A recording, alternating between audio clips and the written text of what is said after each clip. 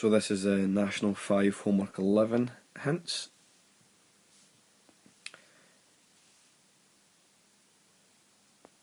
In question 1, we're asked to find the equation of the straight line between the points minus 412 and 2, 2. Now to find the equation of the straight line, you need the gradient and 1 point from that straight line. So our gradient formula is m equals y2 minus y1 over x2 minus x1. Now to use this formula, you need to label your points. x1, y1, x2, y2. And once you've labelled your points, you can substitute your values into the equation and calculate the gradient.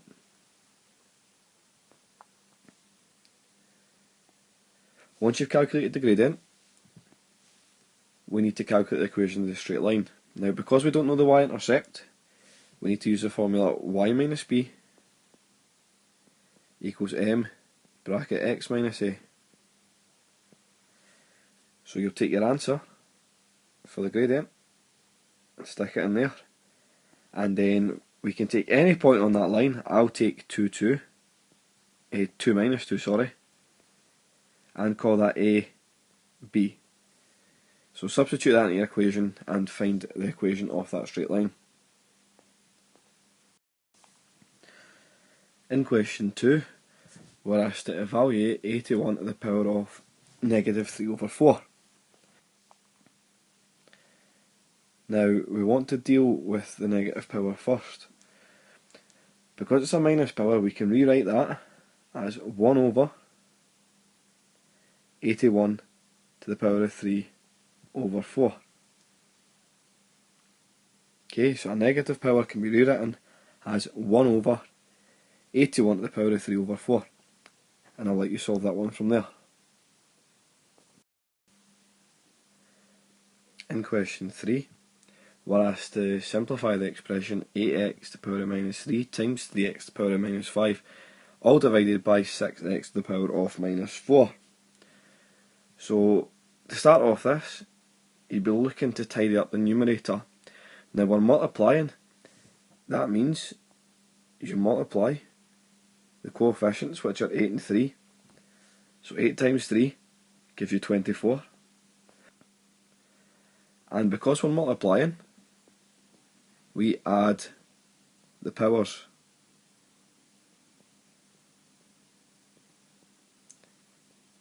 So the numerator will give us 24x to the power of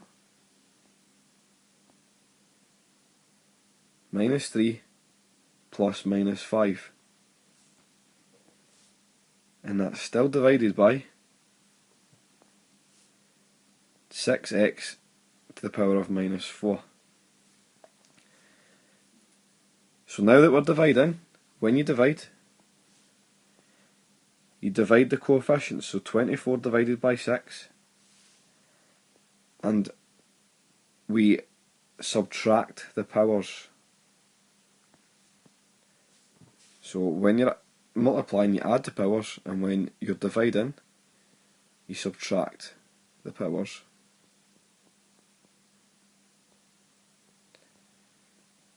So take it one step at a time, tidy up the numerator, and then divide by your 6x to the power of minus 4. In question 4, we're looking to rearrange the subject of the formula so that v is the subject. So we're looking to get v on its own on the left hand side. Now v's on the right hand side, so I'm going to rewrite the equation as a half mv squared is equal to e, just so I get that v on the left hand side. Now you've got a half mv squared. The first thing that I would be looking to do is deal with this half. Okay, so it's much easier to work with whole numbers. So what you want to do to get rid of that half is if you multiply both sides by 2, that'll eliminate that half. A half times 2 just gives you 1. So that's just going to leave you mv squared on the left hand side, and that'll be equal to 2e. So from there, I'll let you go on. We're looking to get v on the left hand side on its own. Okay, so rearrange the subject to the formula so that v is on its own on the left hand side. In question 5, we're looking to fully simplify 2 root 20 plus 3 root 45. Okay, now to do this, we need to simplify the surds. So we need to simplify root 20 and root 45. We do this by taking the highest square factor. Okay, so we'll deal with the root 20 first. So the highest square factor of 20 is 4. So we can rewrite that as 2 times root 4. Root 5 is root 4 times root 5 gives you the square root of 20. Plus 3. And the highest square factor of 45 is 9. So we can rewrite that as root 9 root 5 as 9 times 5 gives you 45.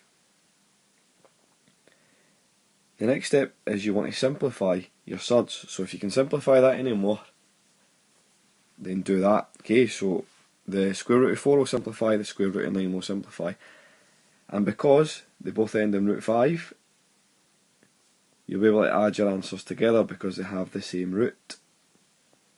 Okay, so make sure you fully simplify your answers, and then at the end add them together. In question 6, we're asked to solve the equation x squared plus 6x minus 27 is equal to 0. Now to do this, we need to factorise. Okay, so we're dealing with a trinomial, so that means we're going to have 2 brackets.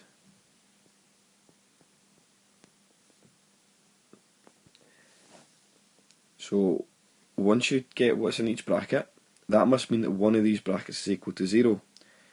So after that, you state both the values for x, and that's you solve the equation. So you factorise, and then state your values of x. In question 7, we're asked to evaluate 4 2/3 plus 1 1/2.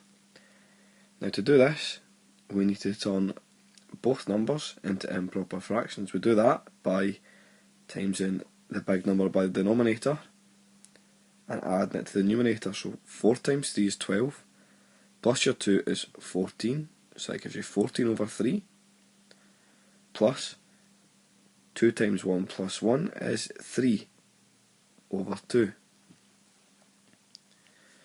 So once you've turned them into improper fractions, you're looking to get a common denominator. So once you get a common denominator, add the numerator together and turn it back into a mixed number. Okay, so find a common denominator and then turn your answer back into a mixed number. In part B, you've got 1 3/7 divided by 2 1/4. Again, turn that into an improper fraction. 7 times 1 plus 3 is 10, so it's 10 over 7, divided by 2 times 4 is 8, plus 1 is 9, 9 over 4. Now we can't divide a fraction, so what we do is we flip the second one and multiply. So instead of doing 10 over 7 divided by 9 over 4, we flip that and do 10 over 7 times 4 over 9. Now you don't use kiss and smile when you're multiplying. You times the top, you times the bottom. So 10 times 4, all over 7 times 9. In question 8, we're looking to solve the equation 3/5 in brackets 2x minus 8 is equal to 6. Now, it's much easier to work with whole numbers. So what we want to do is we want to get rid of this fraction. To do that, we multiply both sides by 5. When we multiply the left hand side by 5, the 5 on the bottom cancels, with that 5 just leaving the 3 on the top. So your next line would be 3, then in brackets 2x minus 8 is equal to 30. Now we're looking to solve for x, so you want to rearrange so that x is on its own on the left hand side. So in question 9, we're asked to find the values of x and y using simultaneous equations. You've got 2x plus 3y equals 21 and 2y minus 5x equals 33. So we have our first and second equation. Now what we need to solve for x or y is we need a common term on the top and the bottom. Okay, so we need a common term in both equations, then we can use elimination to solve for the other variable. So in this question, I feel personally it would be easier to eliminate y, and to do that I would have to times the first equation by 2 and the second equation by 3. So when you multiply that first equation by 2, you have to times everything in the equation by 2, so that would give you 4x plus 6y is equal to 42. And similar for equation 2, multiply that by 3, it's going to give you minus 15x plus 6y equals 99. And that's your new equations, which are 3 and 4. So now we have a common term on each equation. We've got plus 6y. And because the signs are the same, you want to take away equation 4 from equation 3. So subtract your x's, subtract your y's, and subtract your numbers after the equal sign. Once you solve for x, substitute back into either one of your equations at the top and solve for y. In question 10, we're asked to expand the bracket. It says 6 minus x times x plus 5 times 2x minus 3. Now we can't expand all three brackets at the same time, so I'm just going to leave the 6 minus x until the next line. So I'm going to use FOIL to expand x plus 5 times 2x minus 3.